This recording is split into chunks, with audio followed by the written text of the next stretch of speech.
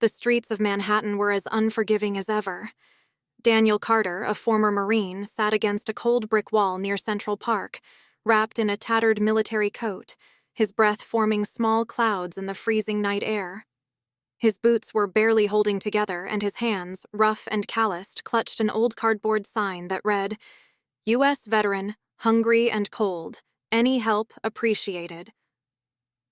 Thousands of people passed him every day, their eyes avoiding him as if looking at him was too much to bear. It wasn't pity he wanted, just a chance.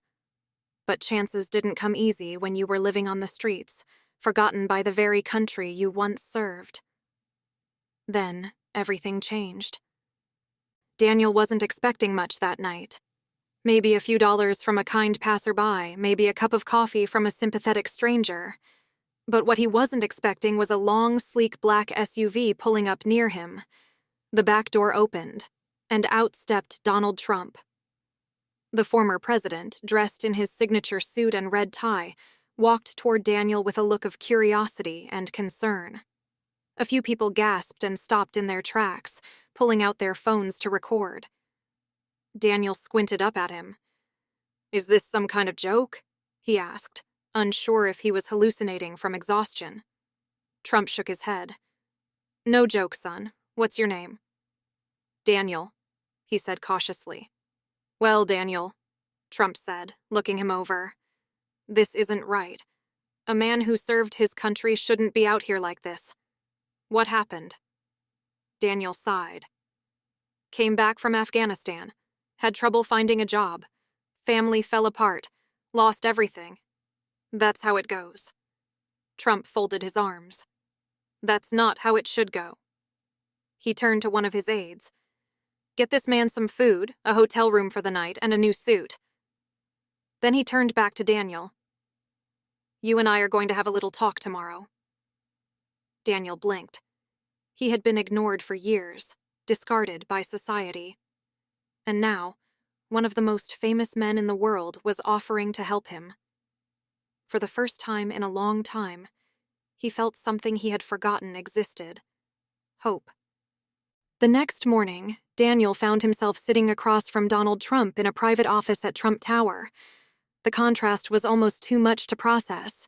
Yesterday, he had been shivering on the streets. Today, he was sipping hot coffee in one of the most luxurious buildings in the city. Trump leaned forward. "Tell me, Daniel, if you could start over, what would you do?" Daniel hesitated. "Honestly, I'd help other veterans. There are thousands of guys like me out there. Good men, tough men, forgotten by the system." Trump nodded. "And what's stopping you?" Daniel let out a bitter laugh. "Money, support, connections, everything." Trump smirked. "Well, you've got one connection now. Let's fix this." That day, Trump made Daniel an offer that would change his life forever. "We're starting a new foundation, right now. You're going to run it. We're going to get veterans off the streets, get them jobs, housing, and the respect they deserve." Daniel stared at him. "Me? Run a foundation?" Trump grinned. "Who else knows what veterans need better than a veteran?"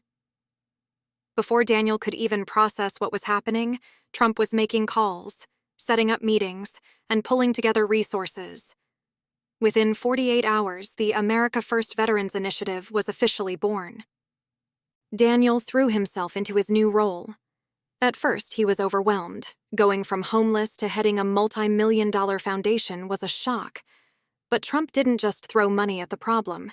He guided Daniel, introducing him to key people, setting up meetings with business leaders, and using his influence to secure funding. Within a month, the foundation had secured temporary housing for over 500 veterans. Within 6 months, the initiative had placed over 2,000 veterans into jobs. Daniel, once a forgotten Marine begging for change, was now shaking hands with CEOs, organizing job fairs, and speaking at national events. And through it all, Trump stood by him. One night, at a large charity event, Daniel was invited to speak. Standing in front of hundreds of wealthy donors, he took a deep breath. "A year ago, I was sleeping on the streets, invisible to the world," he began. "I fought for my country, but when I came back, I had nothing. No job, no support, no way forward. He paused, his voice steady. But then, one man stopped. One man saw me. And because of that, thousands of veterans now have jobs, homes, and a future. He turned to Trump, sitting in the front row. Mr. Trump, you didn't just help me. You gave me back my dignity. And you reminded America that we never leave our own behind. The crowd erupted into applause. The video of Daniel's speech went viral, viewed by millions. And just like that, the America First Veterans Initiative became a national movement. As years passed, Daniel's foundation continued to grow. Over 50,000 veterans were given housing, 100,000 plus got jobs, and new training programs were launched across the country. Daniel himself became a public figure, a voice for forgotten veterans everywhere. He was interviewed on national television, met with world leaders, and even testified before Congress about the needs of returning soldiers. One day, as he sat in his office overlooking New York City, his phone buzzed. It was a message from Trump. "Proud of you, kid. Keep making America great." Daniel smiled. He had been discarded once, but not anymore. Because of one man's kindness, he had turned his life around. And now, he would spend the rest of his life doing the same for others. Sometimes, all it takes is one person believing in you to change everything. For Daniel, that person was Donald Trump, and thanks to him, thousands of veterans would never be forgotten again.